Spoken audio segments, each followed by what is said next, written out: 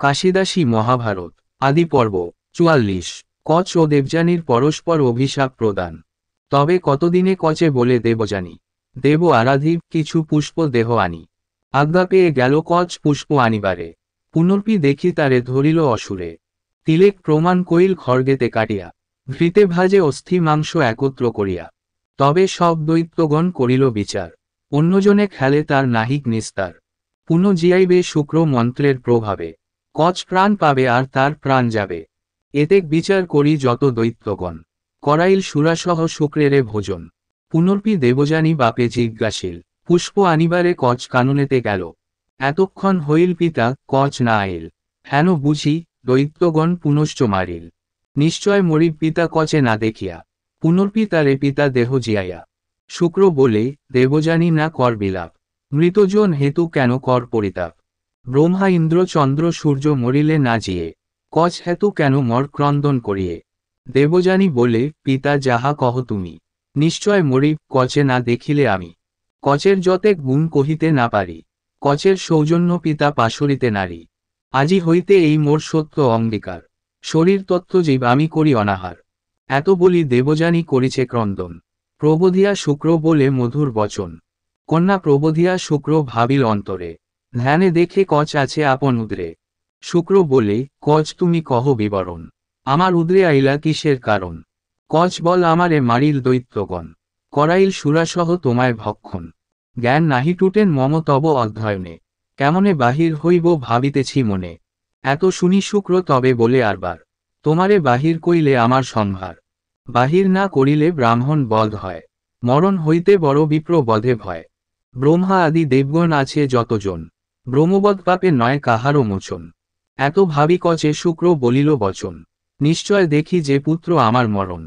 সঞ্জীবনী মন্ত্রী আমি দিতেছে তোমারে, বাহির হইয়া তুমি জিয়াইবা মোরে। এত বলি মন্ত্র দিল ভৃগুর নন্দন, গর্ভে থাকি কচ করে মন্ত্র উচ্চারণ। তবে দৈত্যগুরু নিজ করে খর্গ লইয়া, বাহির করিল কচে উদর চিরিয়া। হইল বাহির কচ শুক্র তত্ত্বজে প্রাণ, পুনর্পি জিয়াইল মন্ত্র করি ধ্যান। তবে মহাক্রুদ্ধ হইল ভৃগুর নন্দন, সুরা প্রতি শাপ দিল মুনি ততক্ষণ। ব্রাহ্মণ হইয়া যেই করে সুরাপান, থাকুক পানের কাজ লহে যদি ঘ্রাণ। অধার্মিক ব্রহ্মঘাতী বলিবা সে জনে, ব্রহ্মাতেজ নষ্ট তার হইবে সেই ক্ষণে। ইহলোকে অপূজিত হইবে সেই জনে, মরিলে নরক মধ্যে হইবে গমন। তবে শুক্র ডাকি বলে দৈত্যগণ প্রতি, মম শিষ্যে মারিলে এ কেমন প্রকৃতি। আজি হইতে কচে তোমা কেহ না হিংসিবে, এই বাক্য হেলা কইলে বড় দুঃখ পাবে। কচেরে বলিল শুক্র আশ্বাস করিয়া, যথা ইচ্ছা ভ্রম সুখে নির্ভয় হইয়া। শুক্রের বচনে কচ নির্ভয় হইল, নানা বিদ্যা ব্রহ্মচর্য অধ্যয়ন করিল। অধ্যয়ন শেষে বৃহস্পতির তনয়, দেবযানী স্থানে গেল মাগিতে বিদায়। আজ্ঞা কর দেবযানী যাই নিজ দেশ, চিত্তে অনুগ্রহ মোরে রাখিও বিশেষ। এত শুনি দেবযানী বিষণ্ণ বদন, কচেরে ডাকিয়া তবে বলেন বচন। দেখো আমার কচ যৌবন সময়, তোমারে দেখি যে যজ্ঞ কম পরিণয়। শুনিয়া বিস্ময় কহে জীবের কুমার, হেন অনুচিত বাক্য না বলিও আর। গুরুর তনা তুমি আমার ভগিনী, এমত কুৎসিত কেন বল দেবযানী। দেবযানী বলে তুমি না কর খণ্ডন, তোমারে করিতে বিভা হইয়াছে মন। মরেছিলে তুমি জিয়াইনু বারবার, মোর বাক্য নাহি রাখো কেমন বিচার। পূর্বের সৌহৃদ রাখো জীবের নন্দন। এত শুনি কচ হইল বিষণ্ণ বদন।